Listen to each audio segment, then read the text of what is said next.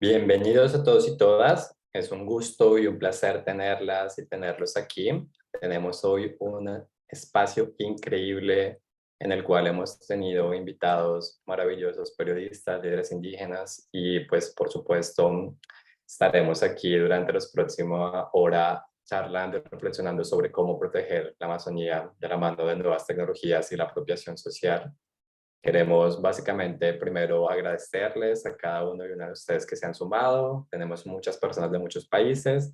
Vamos a empezar por una pequeña encuesta muy rápido mientras vamos activándonos y entendiendo cómo estamos aquí participando. Tenemos una votación muy sencilla para entender de dónde eres, de dónde son, si viven en la Amazonía o si conocen la Amazonía, cuáles son sus departamentos, así que tómense unos segunditos para responder esa pregunta a los y las asistentes. Y nada, ahí estamos viendo las respuestas. Qué chévere que la mitad de la gente, la mayoría de las personas conocen la Amazonía o han vivido en la Amazonía y pues que están bien conscientes de esas amenazas de las cuales vamos a hablar hoy, como son la deforestación, la minería ilegal. Recuerden también que tendremos traducción y subtítulo y pues traducción simultánea, así que para quienes no han elegido su idioma de preferencia en la barra de Zoom pueden hacerlo. Ya les voy a mostrar cómo podemos hacerlo de forma sencilla para que quien no sabe pueda básicamente muy rápido activar su traducción simultánea al portugués o elegir el idioma de su preferencia.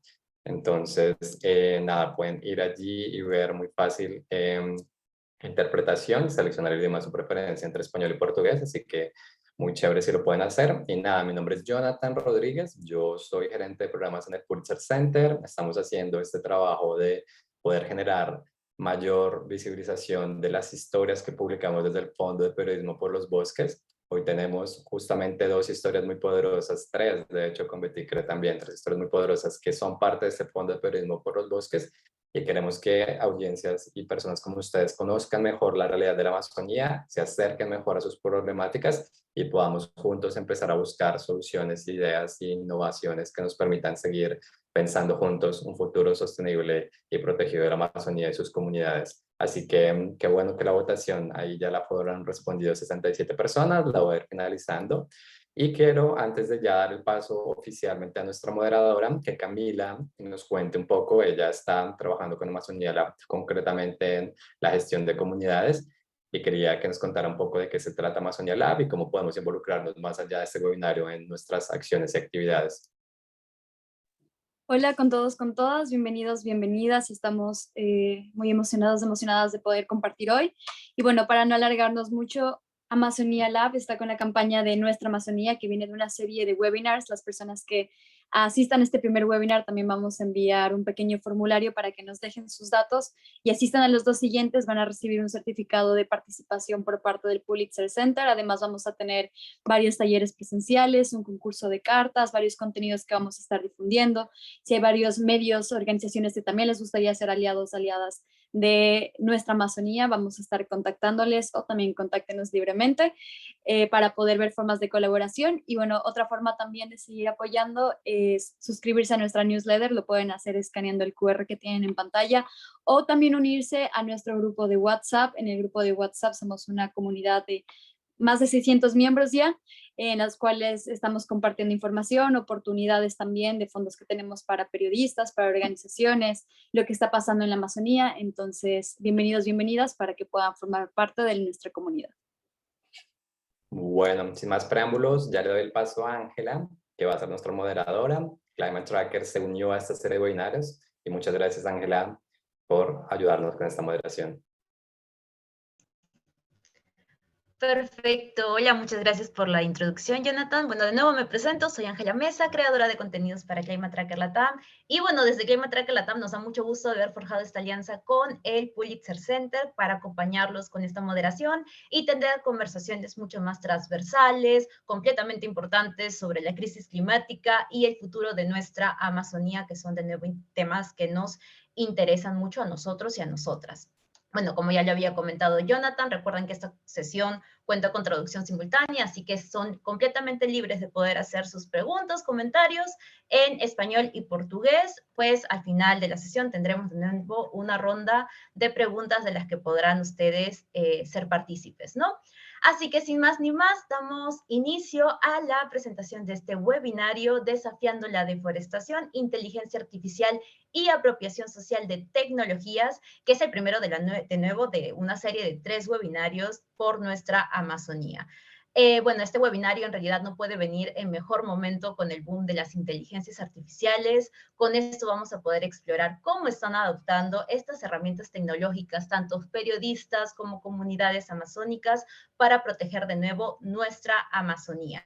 Y para presentar la dinámica de este webinario, primero tendremos la presentación de nuestros 3 panelistas, abriremos después la conversación con algunas preguntas sobre sus trabajos y experiencias, y bueno, por último, cerraremos con algunas preguntas de ustedes, el público, que lo pueden hacer de nuevo desde el chat. Ahí estaremos súper atentos a poder leer cada una de estas preguntas o comentarios. Entonces, iniciamos la presentación de los panelistas. Ahora sí, damos pase, pues, obviamente a nuestros invitados e invitadas. Comenzamos esta ronda de presentación y, de nuevo, lo que sí pido ayuda para que con esta intervención sea, de nuevo, máximo 10 minutos para poder alcanzar con los tiempos que estamos estipulando y, bueno, nos compartan sus historias, trabajos, experiencias con la inteligencia artificial y apropiación social de tecnologías. Entonces, damos el pase y una grata bienvenida a Beticre, quien es nuestro primer panelista. Muchas gracias de nuevo por estar acá.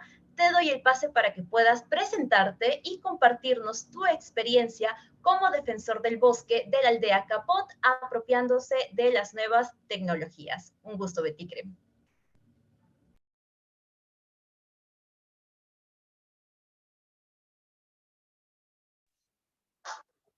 Primeiramente, boa noite para todos. Eu sou Betty Kremer, eu sou neto do vovô, sou neto do Rauli, né? Meu vovô está em luta contra o marco temporal. Principalmente a nossa luta que o governo estão destruindo nossas leis, é o projeto de lei do governo. É muito importante que eu estou participando dessa conversa de vocês, que é muito importante para mim também compartilhar com vocês sobre a nossa realidade, sobre a realidade da Amazônia, né? O que nós estamos vendo aqui o governo que está ameaçando os povos indígenas por causa da terra, os fazendeiros ruralistas que estão ameaçando os povos indígenas aqui no Brasil. Mas estamos continuando lutando contra o projeto do governo que quer acabar com nossos direitos para acabar com a Amazônia. Mas é muita honra de vocês aqui nessa reunião virtual. Isso que eu queria compartilhar com vocês, né? A nossa realidade, a realidade de Amazônia, e vários na Amazônia. A Amazônia é terra indígena no Brasil, o coração do Brasil. Isso que eu quis dizer, Amazônia que é coração do Brasil. Eu sou jovem defensor da terra indígena Capô-Jariná e somando a minha força também para outros líderes de proteção da terra indígena e demais, dando força também para os demais indigenistas, jornalistas, documentaristas que estão apoiando os povos indígenas, né, dando força para proteger a Amazônia.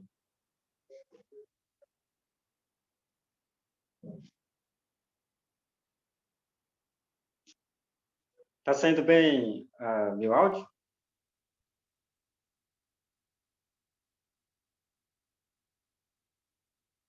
Sí, Betty, que se escucha perfecto.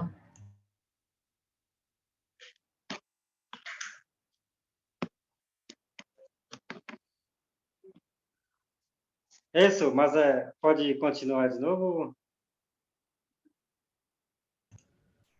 Ok, ¿O alguna listo. pregunta? Muchas gracias. Muchas gracias, Beticre, por bueno, por comentarnos un poco más del trabajo que has estado haciendo. De nuevo, Beticre ha estado trabajando también con nuevas tecnologías, dentro de nuevo su experiencia, y nos va a adelantar un poco más, nos va a comentar un poco más de este trabajo tan novedoso, tan impactante que tuvo en las siguientes preguntas que tenemos para su ronda de preguntas. Y bueno, en la siguiente, quien nos acompaña, la siguiente persona es Manuela. Muchas gracias de nuevo por estar acá con nosotros y nosotras. También este espacio para que puedas presentarte y que nos comentes, bueno, la experiencia que tuviste en tu trabajo, el reportaje que hiciste sobre las pistas clandestinas ilegales en la Amazonía. Obrigada, Ângela.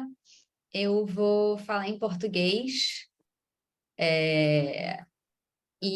Bom, eu sou jornalista na editoria de clima do New York Times e, junto com o Pulitzer Center, a gente fez investigações na Amazônia. E aí eu queria fazer uma pequena apresentação sobre como eu vejo tanto o uso dos dados, né, o uso da tecnologia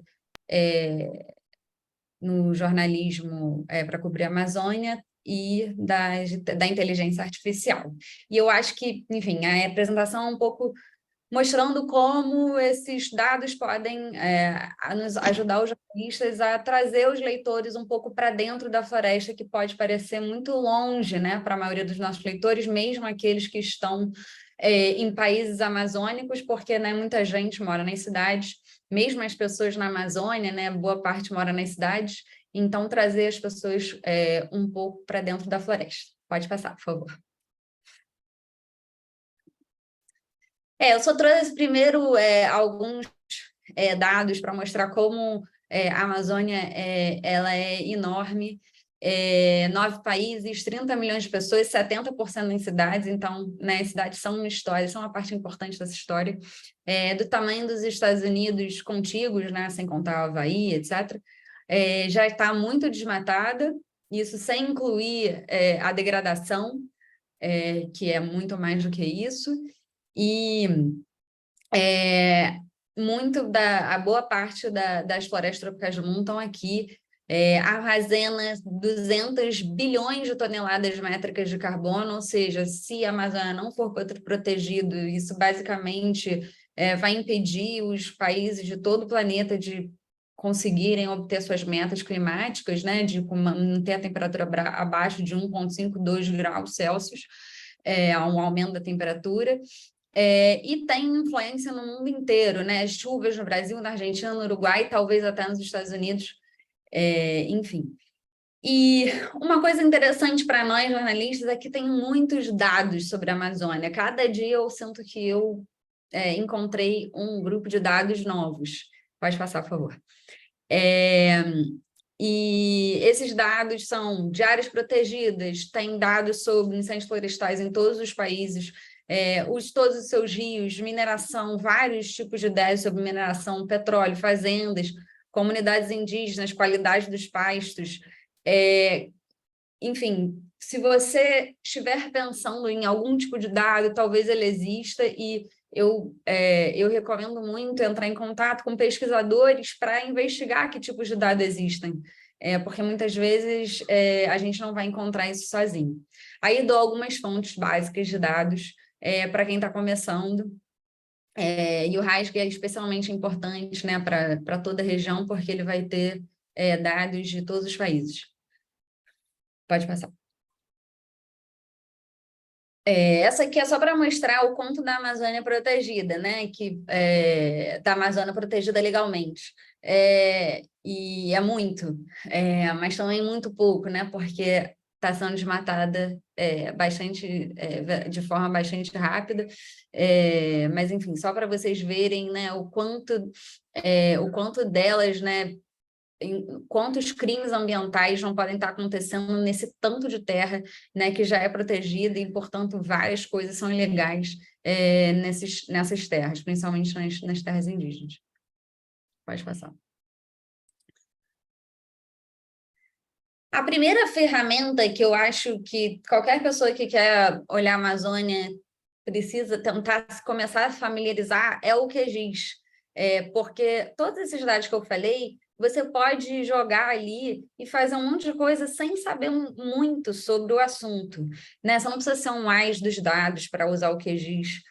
Você rapidamente, eu mostrei aqui, nesse quadro, eu posso pegar os números de desmatamento do governo brasileiro, as áreas protegidas do governo brasileiro, pedir para ele fazer uma interseção e nisso eu já tenho o desmatamento dentro das áreas protegidas. Ele é muito fácil de usar, e eu super recomendo, né, nesse momento que a gente está tentando se apropriar dessas tecnologias, brincar com essa ferramenta que vai permitir que você entenda muito melhor como contar histórias com esses dados e como trazer as pessoas para dentro da floresta com esses dados. Pode passar.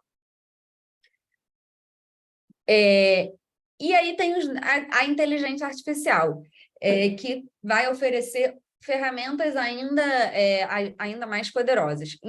Então, acho que a primeira coisa que a gente precisa entender isso quando a gente está olhando para inteligência artificial é o que é, né? Então, botei aqui um sistema matemático que aprende coisas encontrando padrões estatísticos em quantidades enormes de dados. Muito importante, esse processo não é supervisionado por humanos. Ou seja, não é possível verificar especificamente como a inteligência artificial encontrou esses resultados. E isso é muito importante para a gente. Assim como é importante a gente saber como uma fonte obteve uma informação que ela está te passando, para você poder confiar nessa informação, para a gente é importante saber como a inteligência artificial obteve essa informação. Mas muitas vezes a gente não vai conseguir. Isso faz com que a gente precise olhar para ela com muitos pés atrás, né? Ela é uma ferramenta para ser usada, ela é muito poderosa, mas para ser usada com muito cuidado. Pode passar. E aqui são três fontes que eu conheço que usam a inteligência artificial com dados da Amazônia. O primeiro é o Amazon Mining Watch, que é o projeto do Earthrise com o Pulitzer Center, que vai ter cicatrizes de mineração e pistas ilegais. E esse dado das pistas ilegais está no GitHub, para quem quiser procurar, que é o que a gente ajudou a produzir. Tem o Previsa do Amazon, que tem dados sobre estradas ilegais, que é uma enormidade da Amazônia, uma grande marca, né, de onde vai acontecer desmatamento, onde está acontecendo desmatamento ilegal, são as estradas ilegais. Então, aí eles usaram robôs para aprender qual é a cara de uma estrada para fazer esse robô conseguir encontrar essas estradas ilegais na floresta, e eles têm esses dados. E tem o LAPIG, que é um pouco menos conhecido, da UFG, que ele usa inteligência artificial para descobrir se um país está degradado ou não. Ou seja, toda a terra da Amazônia e muito de outros biomas, né, de outros lugares do Brasil, esse é só para o Brasil, quanto ele está sendo ele já não é produtivo, né? O quanto ele precisa ser recuperado. São três ferramentas que, enfim, eu nunca vi, infelizmente, ninguém fazer a matéria com paz degradado, mas são três ferramentas que são poderosas e que usam a inteligência artificial que a gente pode usar para fazer nossas reportagens. Próximo, por favor. E aí eu quero falar como a gente usou esses dados do Amazon Mining Watch, que a Earthrise Media ajudou a gente a coletar, para detectar pistas ilegais. Aqui, nesse GIF, a gente está mostrando, né, como uma pista ilegal ajudou a escalar enormemente, aumentar enormemente o desmatamento ilegal, o garimpo ilegal dentro de uma parte da terra Yanomami, e como ela realmente desloca, né, pequenas aldeias, comunidades indígenas que estavam ali em volta. Pode passar, por favor. Essa é a matéria que a gente fez, né, com a ajuda do Pulitzer Center e do Intercept, com uma parceria de todos nós. Pode passar. Então, essas foram as pistas que a gente encontrou, né? A gente encontrou 1.269 pistas ilegais. A gente fez isso se associando à Rainforest Investigations Network, que é coordenada pelo Policen Center, e ao Intercept Brasil, o repórter Yuri Potter, para documentar essas pistas ilegais no Brasil. E uma das ferramentas que a gente usou foi a Earthrise Media treinou uma ferramenta para conseguir encontrar pistas ilegais, né, dentro da Amazônia. Então, ela pega várias imagens, qual é a cara de uma pista legal, treina essa ferramenta para que ela sozinha possa encontrar. Mas essa foi só uma das fontes de dados, né? Inclusive, o uso da tecnologia pelos próprios grupos indígenas ajudou a gente a encontrar algumas pistas, porque eles, dentro da Rutucara, e do Instituto Socioambiental, os indígenas ajudavam, trabalhavam junto com essas ONGs para identificar pistas ilegais e fazer bancos de dados que eles compartilharam com o Ministério Público, com o governo, e a gente também usou esses dados para montar essa base de dados maior. Então, assim, você vê que é importante usar, para nós foi importante usar vários tipos de fontes de dados. Quando a gente começou, a gente tinha muito mais pistas do que essa, né? E a gente teve que verificar uma por uma. O jornal, o Black, meu colega, criou uma ferramenta para que a gente pudesse usar um time-lapse de imagens de satélite para poder verificar se cada um daqueles pontos que a gente tinha como suspeita de pista legal realmente tinha uma pista legal e se existia garimpo perto. Esse aqui é o número geral, não só os que têm garimpo perto, mais ou menos, acho que, se eu não me engano, 1/4, 1/3 tem garimpo próximo à pista legal. Mas mesmo pistas legais muito longe de garimpos, muitas vezes são pistas do garimpo, como é no caso de Roraima, muito comum que você tenha pistas em fazendas que estão a muitos quilômetros de distância da terra Yanomami, mas que são pontos de partida, né, dos aviões ilegais para entrarem na terra Yanomami e extraírem esse ouro. Então, a gente fez esse trabalho para mostrar como as pistas ilegais elas permitiam que os garimpos não surgissem, mas que eles se tornassem enormes e mostravam quão lucrativo era isso, né? Porque voar é caro, e também o quanto o governo estava totalmente ausente, né? Porque não estava conseguindo vigiar o espaço aéreo, que é o mínimo que se espera, né? De qualquer país. Pode passar. E, assim, algumas conclusões. A inteligência artificial ela pode aumentar muito seu poder de investigação, mas é importante começar o processo de investigação e não finalizar. Cada lugar que a gente foi ver, a gente verificou cada pista, a gente verificou quais bases de dados para ver se ela era ilegal, se ela não era, se ela estava próxima a garimpo, se ela não estava. Então, ela foi o começo de uma investigação que também teve, né, vários outros aportes de informação de vários outros lugares, e eu acho que esse é talvez uma das formas, né, de usar, sim, como mais uma fonte de informação e não algo que vai te entregar um produto pronto, né? Então, portanto, é sempre importante verificar absolutamente tudo que a inteligência artificial te entregue. É isso.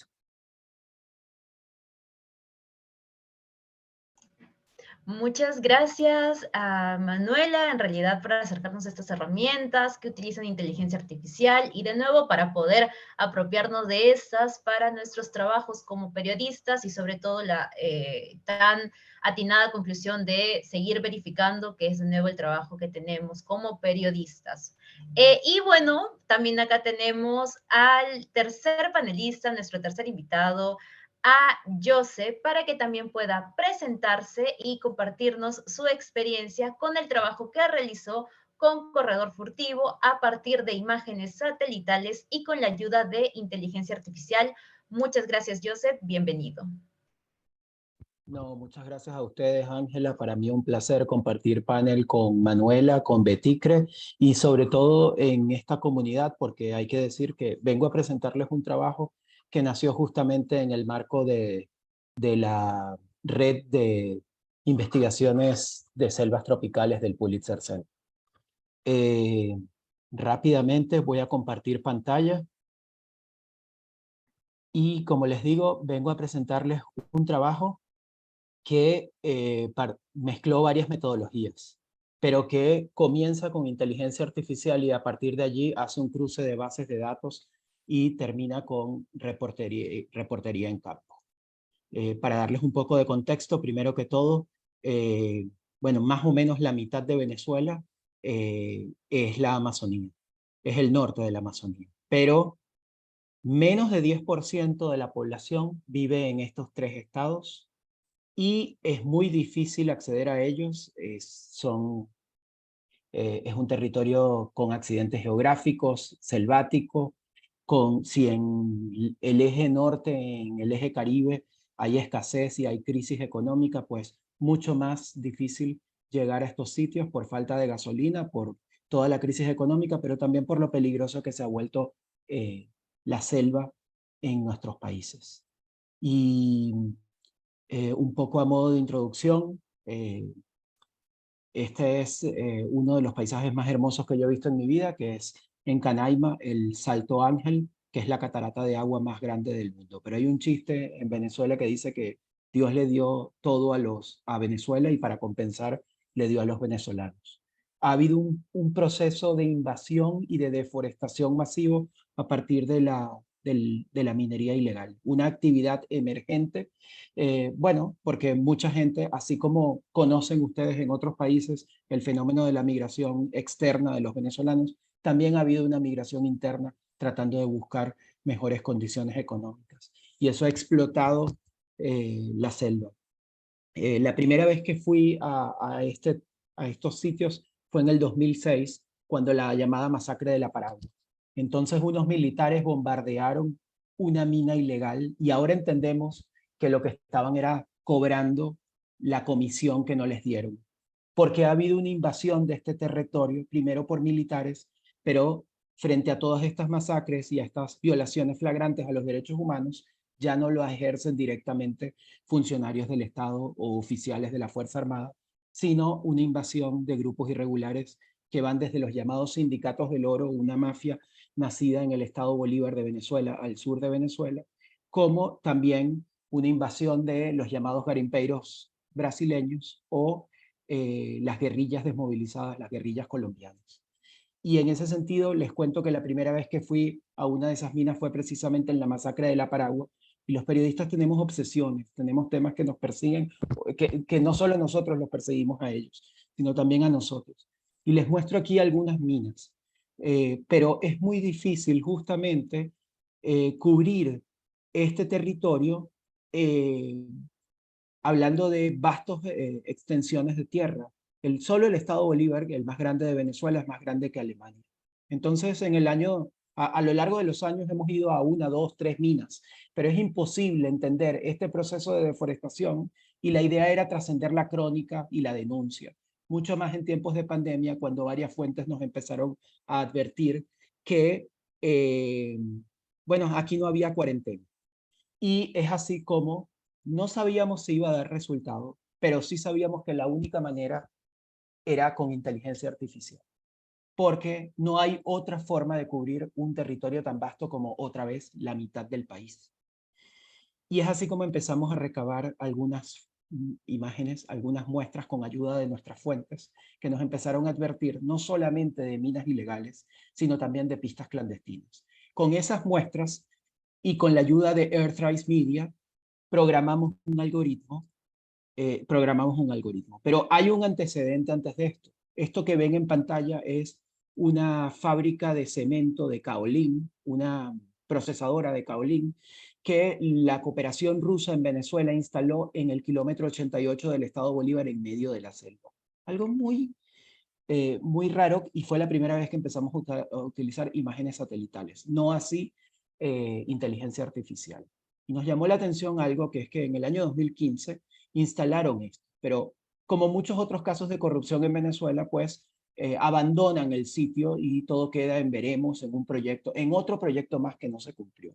Pero en este caso no es que no se cumplió, es que desmantelaron la procesadora y no querían dejar rastros de lo que habían hecho otra vez en medio de la selva. Yo fui al sitio y agarré algunas muestras para ver si era caolín, porque teníamos la duda de si hay leyendas que advierten sobre que las cooperaciones rusas e iraníes en Venezuela están buscando uranio, que es un mineral que sirve incluso para la bomba atómica. Pero no encontramos uranio, pero tampoco caolín. Pero sí nos quedó entonces el gusanito, la idea de empezar a usar herramientas alternativas. Y es así como les comentaba que empezamos a, hace 2 años, con ayuda de fuentes, encontrar imágenes satelitales de pistas y también de minas. Aquí pueden ver que no una ni dos, sino 3 fuentes nos advirtieron que estas minas tan cerca de una pista, esta no clandestina, sino de una comunidad indígena, sirven y están muy cerca de minas que 3 fuentes nos advierten que están en manos de las disidencias de la FARC de Colombia. Bueno, y así empezamos a hacer nuestro propio mapa y se programó el algoritmo y este fue el primer resultado que nos llama mucho la atención porque esto que ven en pantalla, no sé si ven mi cursor, es la margen del río Caroní, o sea, las minas ilegales están advirtiendo que están alrededor de los ríos. Y también todo el estado de Amazonas está vedada a cualquier tipo de minería y fíjense ustedes que están, y además en este sitio que es en el Cerro Yapacana, que es una de las joyas de la corona, una de las joyas más importantes de la naturaleza en Venezuela. Y bueno, así empezamos a tener una serie de pistas y de minas, y en un trabajo de hormiga hubo que ver punto por punto para descartar falsos positivos y también para ver muestras interesantísimas como la que ven en pantalla. Aquí ya no hay una, sino 2 pistas muy cerca al otro lado del río de una gran mina a cielo abierto.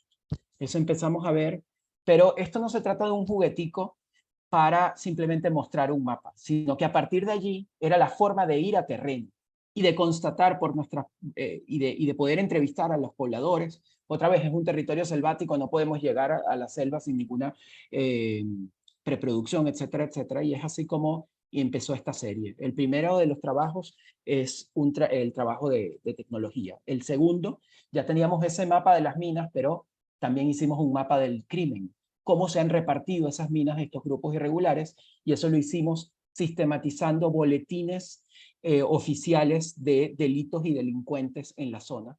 Las autoridades venezolanas nunca hablan de las guerrillas, pero sí hablan de grupos irregulares, y así empezamos a determinar el mapa, con esta base de datos, el mapa de este cóctel de grupos irregulares. Los que ven en negro al este del Estado Bolívar son sindicatos del oro, mafias venezolanas, gangbangs venezolanas. Las rojas son el ELN y la FARC, las disidencias de la FARC, guerrillas colombianas, y las amarillas son incursiones de garimpeiros brasileños.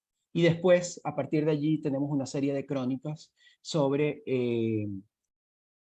cómo las FARC y el ELN se han repartido el estado Amazonas. A contracorriente de Colombia hay un pacto de no agresión, donde colaboran de alguna manera, o por lo menos no pelean.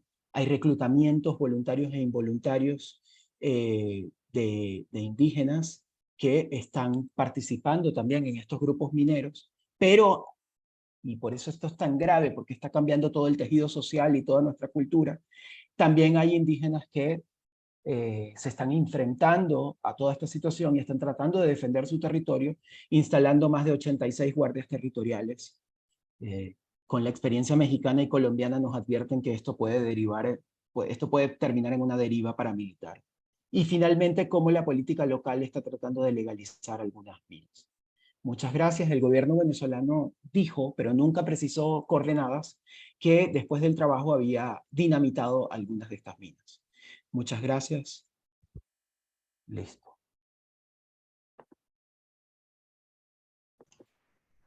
Muchas gracias a ti, Joseph. En realidad, qué enriquecedor es escuchar cada una de las experiencias, cada uno de los trabajos. Nos adentra un poco más a este nuevo mundo de las inteligencias artificiales y estas herramientas de nuevo para apropiarnos dentro de nuestros trabajos como periodistas, dentro de la defensa hacia la Amazonía. De nuevo, les compartimos el pues la información de que pueden seguir dejándonos sus preguntas, pues al final de la sesión tenemos de nuevo la ronda para que puedan preguntar, bueno, pasarles estas preguntas a cada uno de nuestros invitados e invitadas. Y bueno, entonces iniciamos ahora sí la ronda de preguntas y conversaciones, y pues tenemos esta primera pregunta para Beticre, que justo es una duda que nos saltó escuchando tu trabajo, que es: ¿cuál fue el proceso de apropiación de tecnologías y herramientas, como tú mismo lo mencionas al inicio del video que se mostró, del hombre blanco para que puedan defender sus tierras?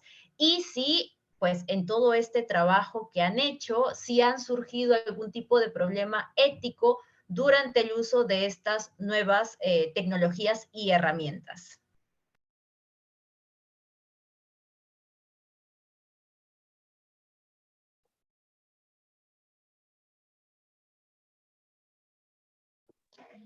Bom, é muito importante dessa pergunta, né, para responder.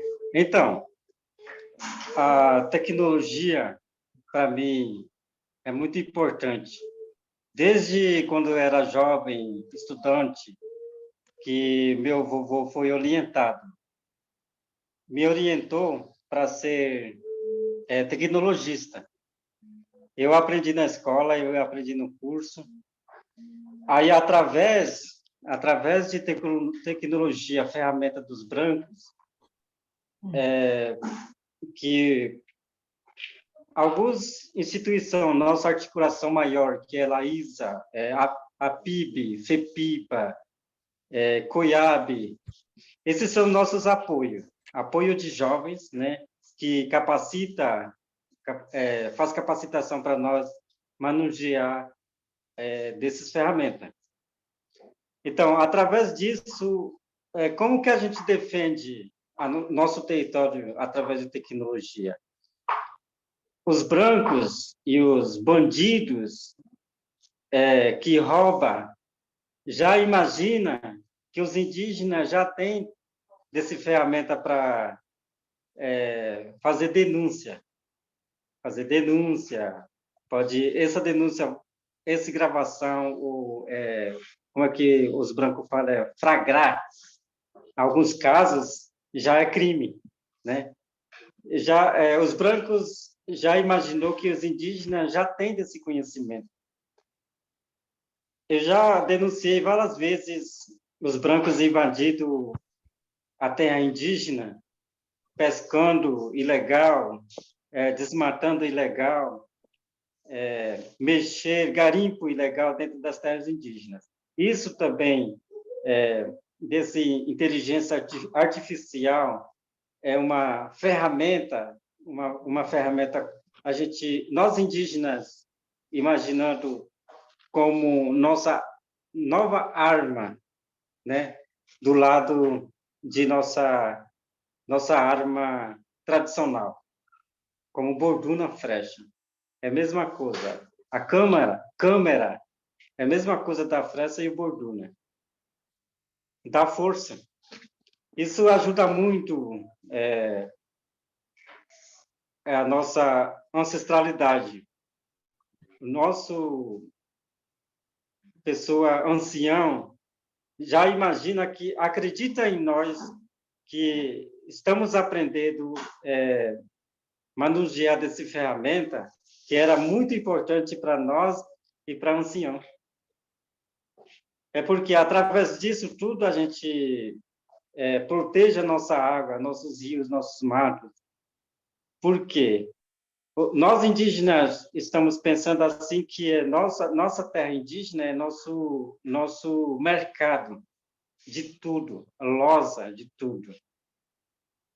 Porque a gente, todos vocês sabem que nós estamos usando recursos naturais para nossa tradição, para nossa, a gente fala, cultura.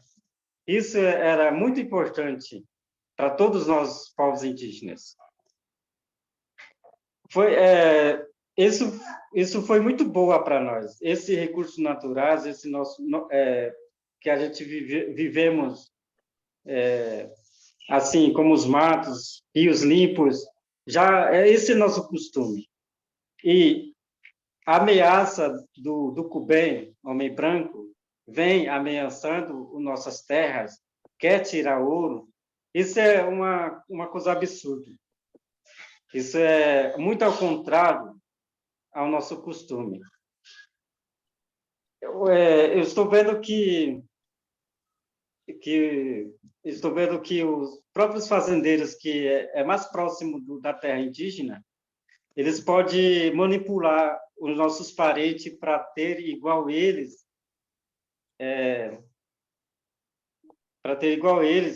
aprender a mexer com garimpos, desmatar, com as máquinas, com o trator. Isso é muito perigoso também para nós.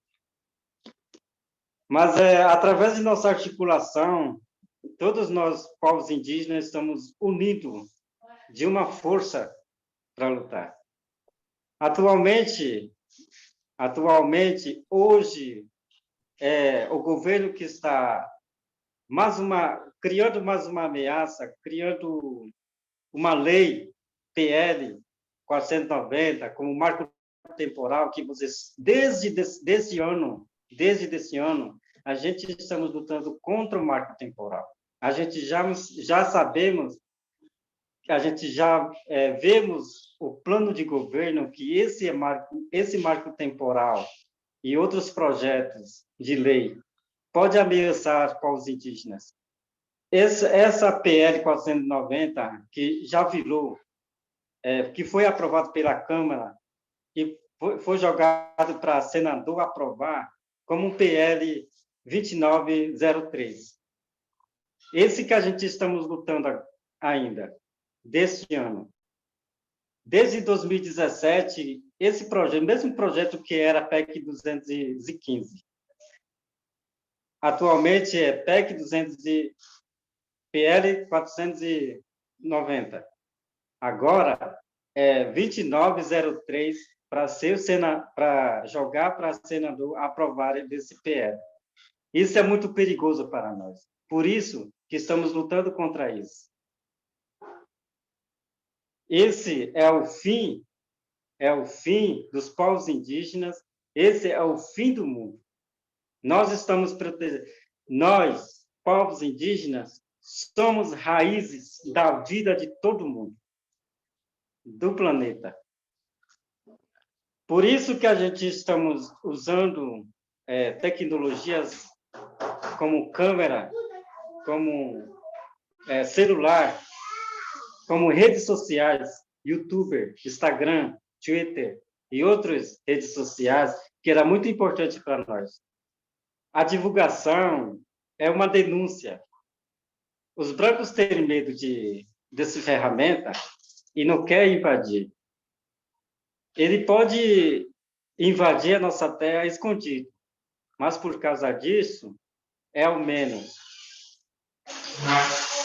Fazer daqui é mais próximo tem medo disso, porque a gente já sabe também que a gente estamos usando essa ferramenta como satélite. Dia a dia, eu particularmente, a cada 30 dias, estou fiscalizando a nossa terra indígena através do nosso aplicativo que foi feito por mim e outros indigenistas, como IPAM, de Brasília, que ajudou nós, que criamos desse aplicativo para fortalecer a nosso monitoramento. A gente estamos fazendo isso e os Cubem, os brancos, estão criticando nós. Por quê? Eles já sabem que nós estamos usando isso. Criticando os povos indígenas como os fake, que era falso. Índio é fake, índio é falso. Mas nós não somos fake. Essa palavra que os brancos estão pensando que nós estamos muito ao contrário. contra eles. Por isso que os brancos estão criticando que nós já não somos mais indígenas, que já temos celulares, já temos carros, já temos roupas usadas, já temos sapato de Nike, já usamos dessa ferramenta do Cuben, dos brancos. Isso é mais criticado nós jovens indígenas que estamos usando isso. Mas no nosso pensamento, que a gente, o nosso conhecimento, o conhecimento do mundo, que somos seres humanos, temos capacidade de aprender, temos direitos de trabalhar, temos direito de tecnologias. Eu fiz um curso de ferramenta, como comunicar, como passar comunicações para o mundo ver. Que estamos chamando isso como guerreiros e guerreiras digitais. Porque a gente demos demos o nome desse como guerreiras e guerreiros digitais, é porque nós somos indígenas, já estamos trabalhando com essa ferramenta, que é mais fortalecido também a nossa cultura, que fortalece também a nossa tradição, para mostrar a nossa cultura, para mostrar nós indígenas mesmo, para os brancos ver que nós somos indígenas mesmo. Nós somos resistentes desse país chamado Brasil. Somos povos originários.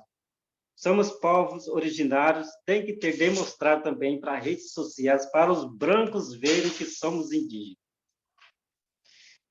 Isso que é mais criticado também pelos brancos, que chamar de nós somos índios fake news.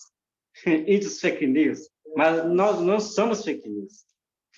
Através de ferramentas, estamos combatendo fake news dos brancos também. Aqui no Brasil, que os brancos mentem tanto aos nossos lideranças. Os nossos lideranças conversam com os governos e o governo engana as palavras dos nossos lideranças. Até o meu vovô, Raoni, também, que lutou contra desse projeto como um PL 490, Ferrogrão, que vai estar ameaçando o nosso território. Ele fez, assim, por exemplo, ele fez desse diálogo com Alexandre de Moraes, que ele é governador de Mato Grosso, ele enganou ele, que aceitou asfalto, que aceitou as pontes, mas isso não, na verdade, ele não fala isso. Ele fala contra isso, mas o governo enganou a palavra dele. Meu vovô também, que recebeu muitas críticas pelos indígenas mesmo, mas nós que estamos falando sobre tecnologia, a gente combatemos desse fake. A gente fizemos traduções e divulgamos tudo para os brancos ver que a fala do meu vovô é de verdade. Mas desse nosso ferramenta é para combater fake news do Cuben e para mostrar também que nós somos povos indígenas originais que estamos trabalhando dentro do Brasil. Muito obrigado.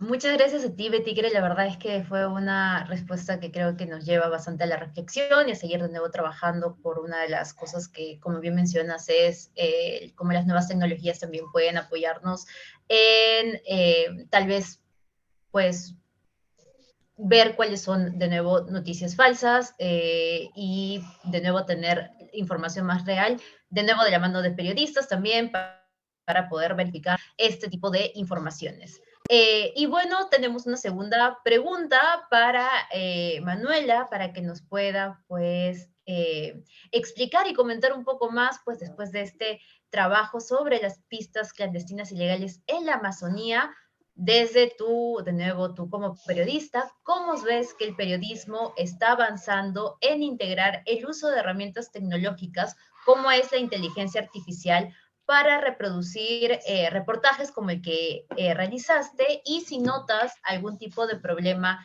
ético en el que el periodismo use estas tecnologias?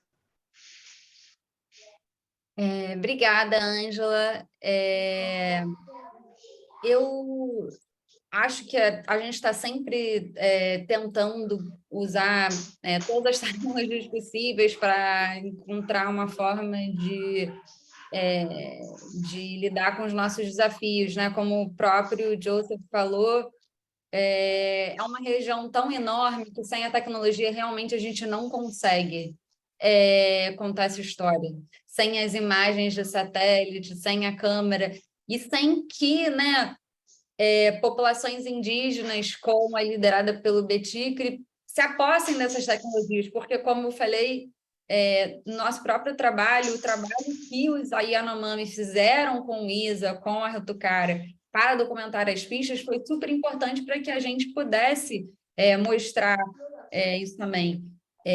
Então, acho que a gente está sempre tentando, né? Eu vejo muito uma conversa na redação sobre usar sensores para rastrear coisas se movendo, como um lixo que teria que ser reciclado, a imagem de satélite, a inteligência artificial. E eu acho que um dos principais acho que eu vejo 2 desafios éticos importantes. Um desafio é não permitir que a tecnologia ela controle, tenha poder editorial, né? Que ela escolha quem vai falar e que história vai ser contada. E para que a gente impeça, né? E eu acho que, nesse caso, quando a gente usou essa questão das pistas, a gente não sabe como a tecnologia exatamente encontrou essas pistas, né? Se ela ignorou alguma terra indígena ou algum lugar por algum motivo que a gente não sabe. Então, é importante checar tudo que a tecnologia vai te dar, procurar outras fontes de dados para que você não dê o controle editorial para essa tecnologia. E a gente sabe o quão perigoso é isso, né? A gente vê, por exemplo, nas decisões judiciais nos Estados Unidos, as próprias câmeras de reconhecimento facial que são racistas, né? Que têm entregado decisões e suspeitos baseados na cor da pele e não nas provas, no processo, se é aquela pessoa culpada ou não. Então, a gente tem que tomar cuidado para que a gente também não seja vítima disso, né? E acho que a forma aí é realmente fazer o trabalho e checar tudo que for fornecido. Eu acho que a outra questão é como essas tecnologias usam informações pessoais e se elas colocam alguém em risco. Se a gente está, sem querer, identificando alguém, por exemplo, alguém que identificou uma pista na Amazônia, mas só pode ser aquela pessoa. Então, será que se a gente, ao divulgar, a gente vai colocar essa pessoa em perigo? Enfim, são coisas que a gente também tem que trazer. Ou será que se a gente divulgar algum tipo de dado, a gente vai permitir que vai fazer com que pessoas que nem sabem o que a gente está fazendo sejam identificadas? Então, assim, como essa tecnologia vai se alimentar de dados pessoais, de dados privados, de conteúdos privados para ser treinada, e a gente vai conseguir anonimizar essas informações de forma aceitável para que ninguém tenha sua privacidade violada, são questões que eu acho que a gente precisa se perguntar a todo momento e discutir internamente para que a gente não cometa nenhuma injustiça. Então, acho que esses são os desafios. Felizmente, eu acho que no nosso projeto a gente não teve grandes problemas em relação a isso, mas eu vejo que em outros casos, né, a gente poderia ter tido.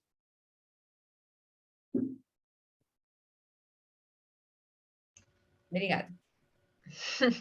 Muchas gracias a Manuela de nuevo por ampliarnos mucho más con la información que ya nos habías presentado al inicio sobre uno de los principales retos que teníamos al usar inteligencia artificial, pero creo que con esta nueva respuesta pues nos dejas a periodistas con información mucho más clara y precisa y justamente cómo seguir trabajando y sobre todo también cuáles podrían ser las siguientes implicancias o riesgos, ¿no? Sobre todo desde una mirada ética dentro del periodismo. Y bueno, la siguiente pregunta va para Joseph. Bueno, es muy interesante el cómo se pueden de nuevo usar las inteligencias artificiales para mapear pistas ilegales, por lo que sí nos gustaría saber cómo surgió la idea de usar esta tecnología para mapear pues este tipo de pistas y cómo fue el proceso de usar la tecnología, la inteligencia artificial para realizar este trabajo. Sí, puede sonar cómico, pero yo no soy un experto en tecnología. Pero desde el año 2006 he cubierto todo el proceso de deforestación, que no es solamente un problema ambiental, sino un problema de derechos humanos. Las comunidades indígenas han sido invadidas y transculturizadas de alguna forma. Y bueno, otra vez lo que empezamos a darnos cuenta es que ya no servía ir a una, dos, tres minas, porque la idea era trascender la crónica, la denuncia y advertir y dar todo el panorama de lo que estaba pasando. Y eso coincidió con un fellowship que yo estaba haciendo en Stanford, donde empezaba el boom de la inteligencia artificial en ese momento, o por lo menos para mí fue un descubrimiento. Y si bien no soy un experto, empecé a ver que era posible y es así como buscamos a los expertos. Vi por allí una de las preguntas que era cómo era el proceso metodológico. Traté de resumirlo, en realidad lo que hicimos fue conseguir algunas de las muestras y a partir de allí programar un robot. Ahora, los detalles, sé que el Pulitzer Center los ha documentado y se pueden meter en su página web y de cualquier manera puedo compartir mi mail y mis datos si quieren conversar sobre el tema. Yo no estaba seguro si iba a funcionar, pero otra vez, lo que sí estaba seguro es que otra cosa no iba a funcionar. O sea, yo creo que en el periodismo de investigación lo que hay que entender es todas las metodologías para probar algo. Y esta era la metodología que podía probar y dar el mapa más actualizado de la minería ilegal y de las pistas clandestinas.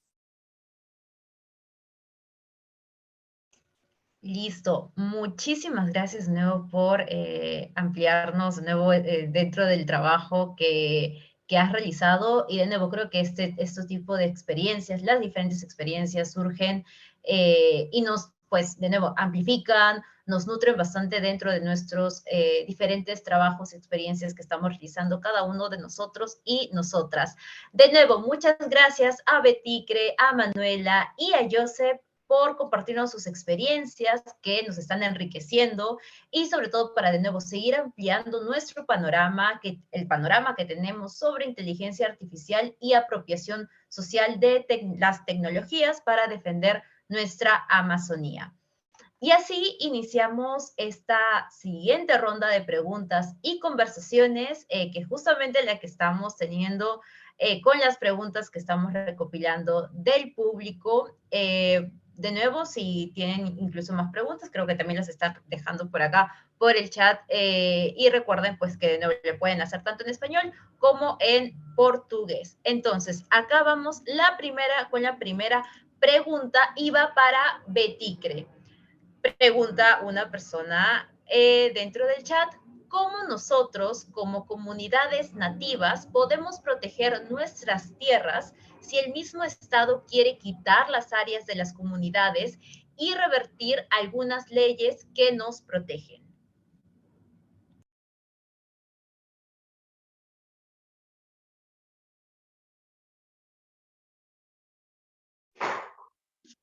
Poderia me esclarecer de novo sobre essa pergunta? Por supuesto, una persona dentro del chat preguntó, ¿cómo como comunidades nativas podemos proteger nuestras tierras si es el mismo Estado quien quiere quitar las áreas a las comunidades y revertir algunas leyes que los están protegiendo.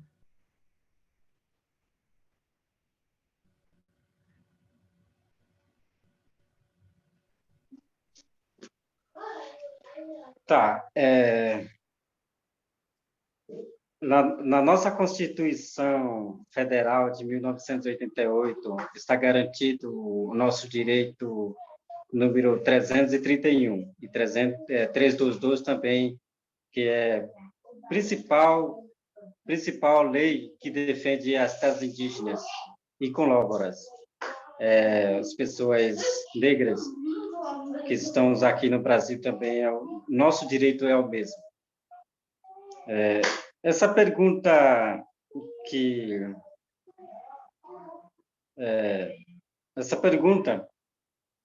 eu respondia assim como que os nossos defensores também, como os advogados indígenas, como os nossos articuladores que estão nos apoiando nós, né? Hoje, atualmente, nós já temos advogados indígenas que trabalham na nossa Constituição e alguns nossos representantes também como deputado, assim, Célia Sacriabá, que era indígena, mulher indígena que era deputada que representando nós dentro da Câmara dos Deputados, defendendo desse direito nosso. É muito importante nossa articulação com outros povos indígenas de várias etnias, que é mais avançado de estudo como advogado e outros como juízes. Esse é muito nosso conhecimento. Os próprios indígenas que têm conhecimento sobre os indígenas sabem defender nossos direitos. Mas tem vários artigos dentro dessa Constituição, né, que nosso principalmente defensor também, pelo papel, pelo escrito, era isso. Eu não sei muito bem sobre a Constituição, porque a minha parte é de outra parte, né? Mas eu sei, eu estudo também um pouco sobre isso, através da minha organização também, né? Associação hoje que tem que ter isso para nós estudar nossos próprios direitos. Tem uma pequena associação chamada Capô de Jariná, até indígena Capô de Jarina, que eu estou defendendo também, através da nossa organização, através da nossa associação, estou defendendo também alguns direitos nossos que está garantido na Constituição, que pode defender qualquer uma pessoa, qualquer um indígena. Isso o nosso direito garantido é muito importante, né? Isso que defende os povos indígenas. Por isso que os brancos estão ameaçando, estão atacando nosso direito para rasgar. Mas nós não deixamos dessa nossa Constituição ser rasgada. Tem que ter continuado, tem que ter resistido. Isso que os brancos não querem. Os brancos, como o governo, os parlamentares, que não querem desses nossos papéis, nossos direitos. Isso que atualmente que o governo estão atacando muito hoje é nossa Constituição de 1988, alguns terras que foi demarcado depois de 88 estão ameaçados também de nossos parentes, outros que estão demarcando as terras indígenas, que o plano de políticos que estão dificultando para eles também, e para nós também. Isso que está acontecendo muito aqui no Brasil, o governo brasileiro que estão fazendo contra nós, que estamos lutando contra eles também, para defender a nossa Constituição. É isso.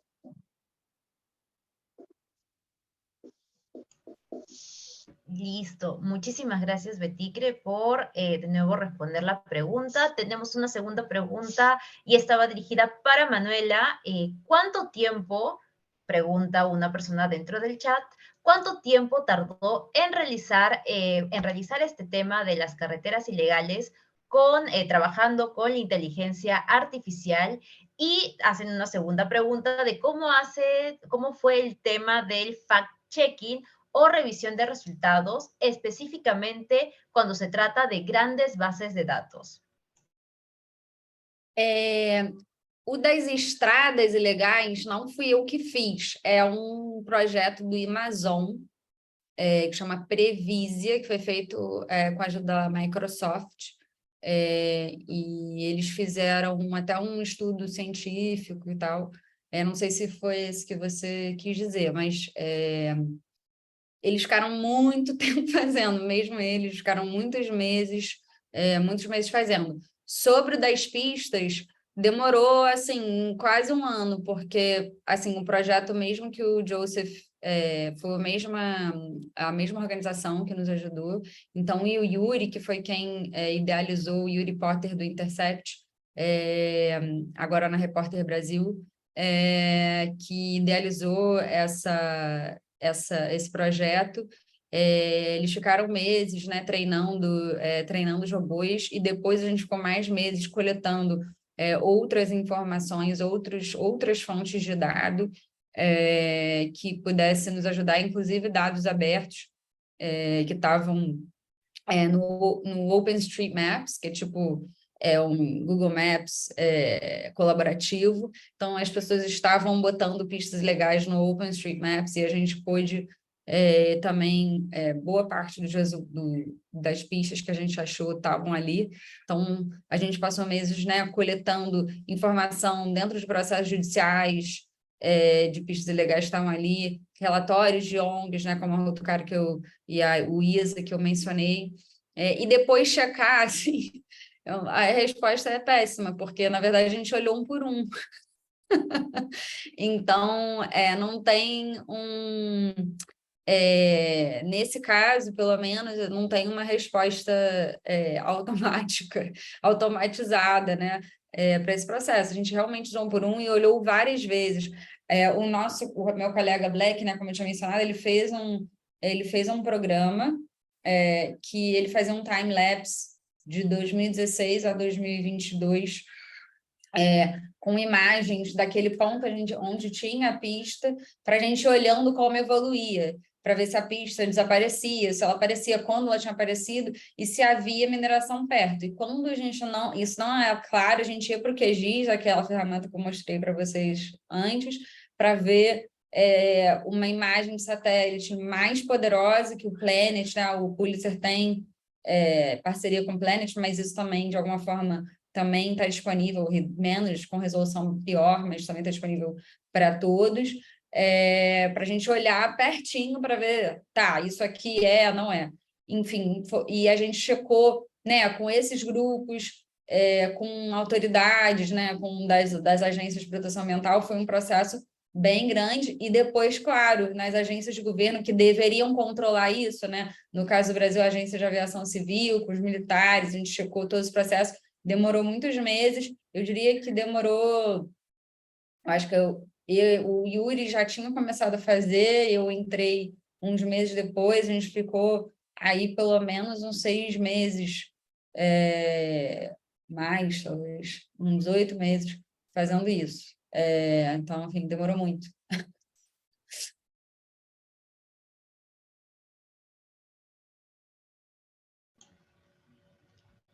Listo, muchísimas gracias por la respuesta, Manuela. Y bueno, tenemos una tercera pregunta para Joseph.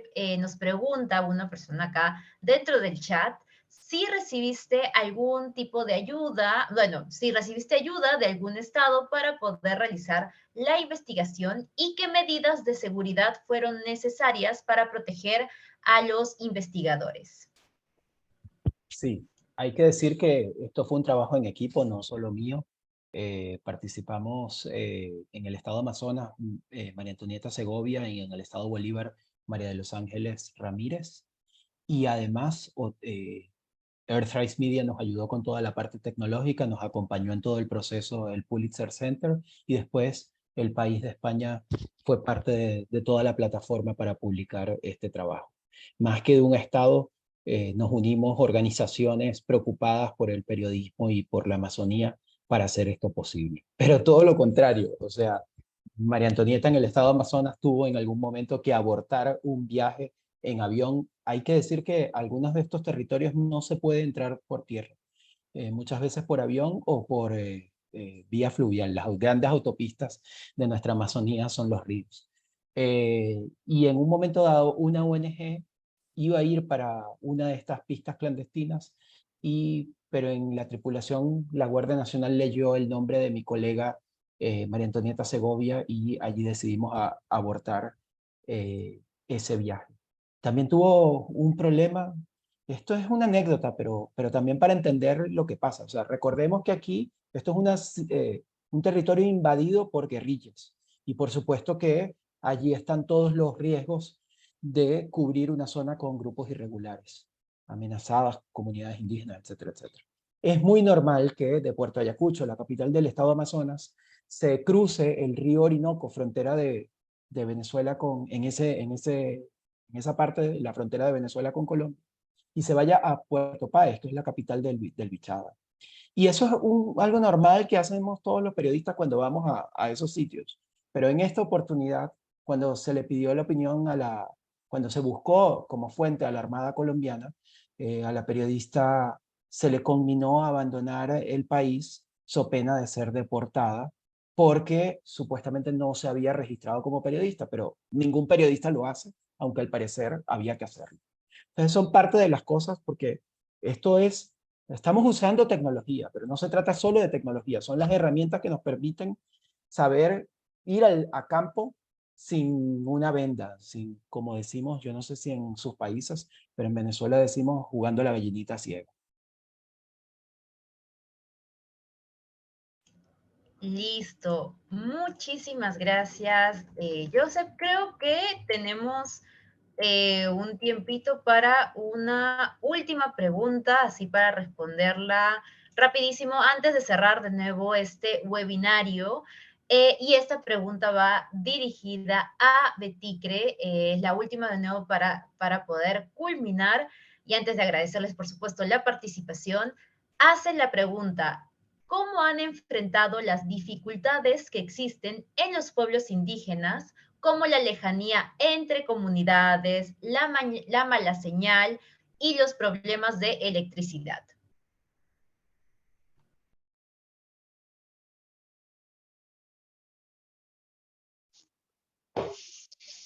Então, dessa parte aí, que queria esclarecer muito também, né, que dessa eletricidade dos brancos que estão ameaçados também como hidrelétrica, né, hidrelétrica que faz impacto também aos nossos rios, como barragem, que é a principal de parte hidrelétrica. E esse é um problema muito grande para nós, né? Que nós, xinguanos, que estamos estudando isso também, a parte de hidrelétrica e a parte de ferrogrão. A ferrogrão que estão preocupando os povos indígenas e os brancos também. Os brancos, os brasileiros aqui no Brasil, que estão preocupados também na parte desse aí na parte de ferrogrão que estão preocupando para ele perder as terras deles, as terras privadas. Tem vários tipos de trabalhadores diferentes que estão preocupados com isso, como agricultores familiares, são os fazendeiros, fazendas privadas e pessoas que moram perto de BR, que estão preocupados com isso também. Isso que eu estudo junto com os brancos que falam isso, que eles vão perder as terras deles. E os Membengucré, maioria dos Caiapó, que vai perder as terras deles por causa disso. Até a nossa terra indígena também estamos preocupados com isso. Uma coisa que a gente entendemos aqui na parte de eletricidade que estão chegando na nossa aldeia, porque o governo que estão destruindo os nossos rios e quer passar dessa parte que estão fazendo para a aldeia. Essa é uma parte muito ao contrário. Eles fizeram dessa eletricidade que puxa para aldeias e cobra os indígenas, os indígenas que estão pagando desse imposto de várias empresas muito grandes. Isso é uma parte muito ao contrário também, que os brancos que estão criticando os povos indígenas que não pagam imposto, que depender do governo, que o governo está passando, o governo do Brasil que está passando recursos para os indígenas morar, mas não existe isso. Não existe isso. Através de nossa organização, que nós, povos indígenas, estamos trabalhando no nosso própria organização, como as associações, como as instituições, como e outros órgãos públicos. Mas ruim é que o órgão público, o governo quer acabar com o nosso órgão público, como FUNASA, a parte de saúde, a FUNAI. Através desse também que a gente estamos precisando de eletricidade, né, da aldeia para os brancos, os indigenistas que trabalham com nós, como os enfermeiras, como o doutor, que cuida a vida dos povos indígenas, eles precisam isso para a aldeia. Através dos brancos que orientam nós, para a gente, estamos lutando isso para ter dessa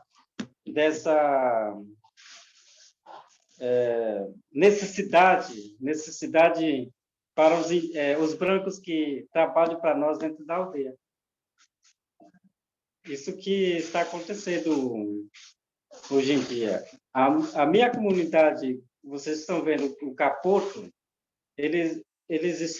os brancos estão puxando dessa eletricidade para a aldeia, mas dessa aldeia vai ter dessa parte de elétrica vai passar para posto de saúde, vai passar para outros órgãos públicos lá, mas é muito perigoso para nós, muito perigoso para nós indígenas.